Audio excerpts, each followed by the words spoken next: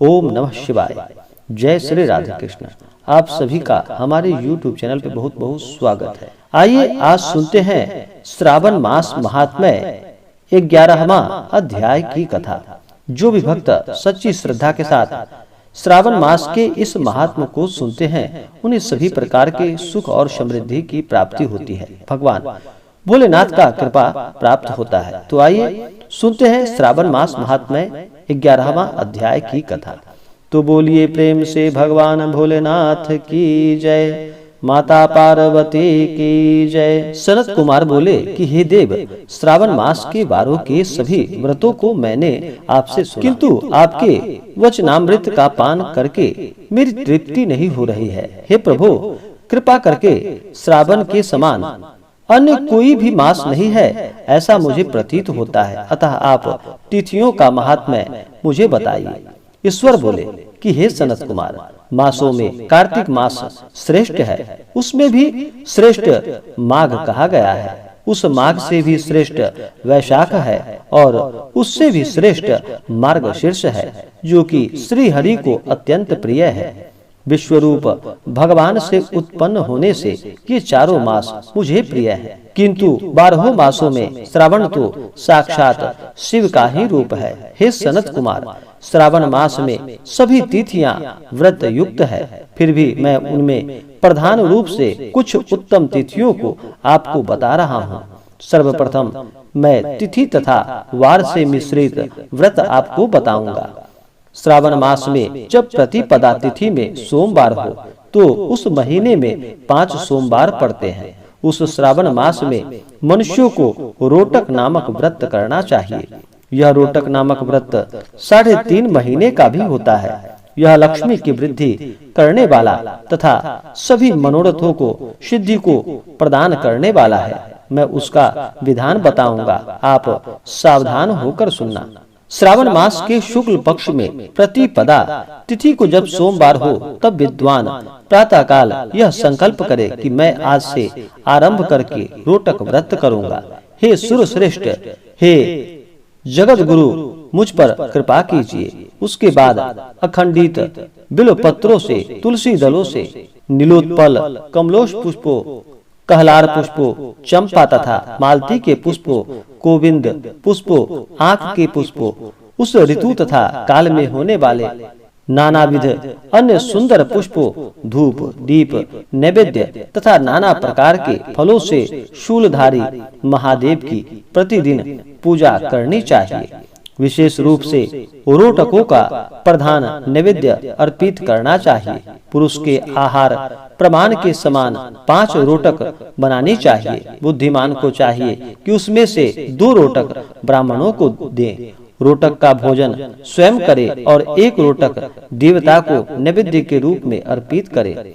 बुद्धिमान को चाहिए कि शेष पूजा करने के अंतर्गत अर्घ्य प्रदान करे। केला, नारियल, जंबीरी नींबू, बीज पूरक खजूर, ककड़ी, दाख, नारंगी, बिजौरा, नींबू, अखरोट, अनार तथा अन्य और जो भी ऋतु में होने वाले फल हों, वे सब अर्घदान में प्रशस्त हैं। उस अर्घदान का फल सुनिए। 7 समुद्र सहित पृथ्वी का दान करके मनुष्य जो फल प्राप्त करता है वही फल विधान पूर्वक इस व्रत को करके वह पा जाता है। विपुल धन की इच्छा रखने वालों को यह व्रत 5 वर्ष तक रखना चाहिए।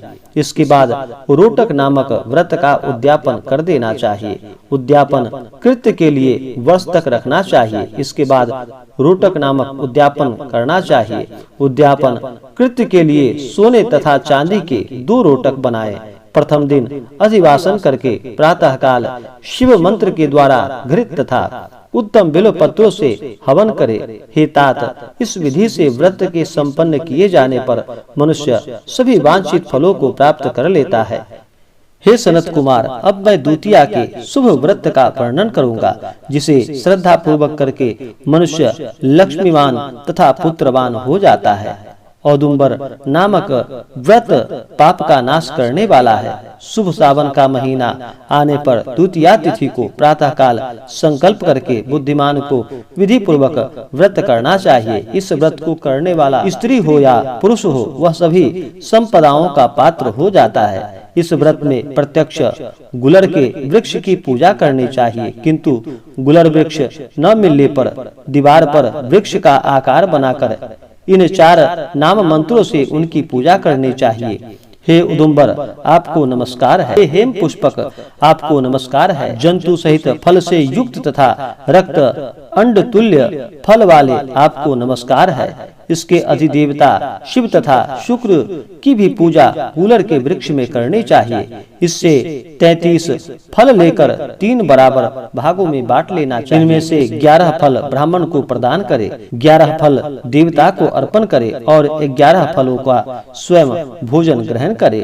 उस दिन अन्न का आहार नहीं करना चाहिए। शिव तथा शुक्र का विधि पूर्वक पूजन करके रात में जागरण करना चाहिए। हे तात, इस प्रकार 11 वर्ष तक यह व्रत का अनुष्ठान करने के बाद व्रत की संपूर्णता के लिए उद्यापन करनी चाहिए। स्वर्णमय फल, पुष्प तथा पात्र सहित एक गुलर का वृक्ष बनाए और उसमें शिव तथा शुक्र की प्रतिमा का पूजन करे।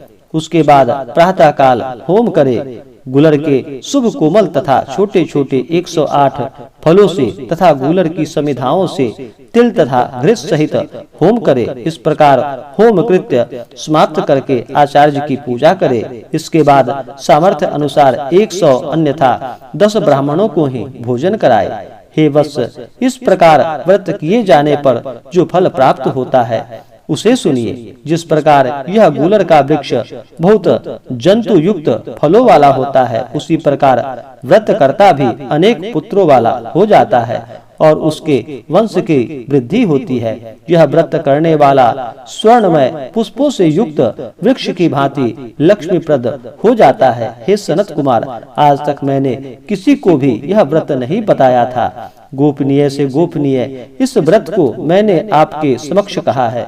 इसके विषय में संशय नहीं करना चाहिए और भक्ति पूर्वक इस व्रत का आचरण करना चाहिए। इस प्रकार श्री स्कंद पुराण के अंतर्गत श्री ईश्वर सनत कुमार संवाद में श्रावण मास महात्म्य में प्रति पदरोटक व्रत द्वितीयोदुम्बर व्रत कथन नामक 11वां अध्याय पूर्ण हुआ। तो बोलिए प्रेम से भगवान भोलेनाथ की जय, माता पार्वती की जय। तो आशा करता हूँ कि यह जानकारी आपको अच्छा लगा हो। ऐसे ही ज्ञानवर्धक जानकारियाँ प्राप्त करने के लिए हमारे इस चैनल को लाल बटन दबा करके सब्सक्राइब करें, साथ में बेल आइकन घंटी दबाएं ताकि मेरे वीडियो का नोटिफिकेशन आपके पास सबसे पहले पहुंचे। वीडियो को लाइक और अपने मित्रों तथा दोस्तों के साथ शेयर करें। सुखी रहें और स्वस्थ रहें। जय श्री राधे कृष्ण। धन्यवाद।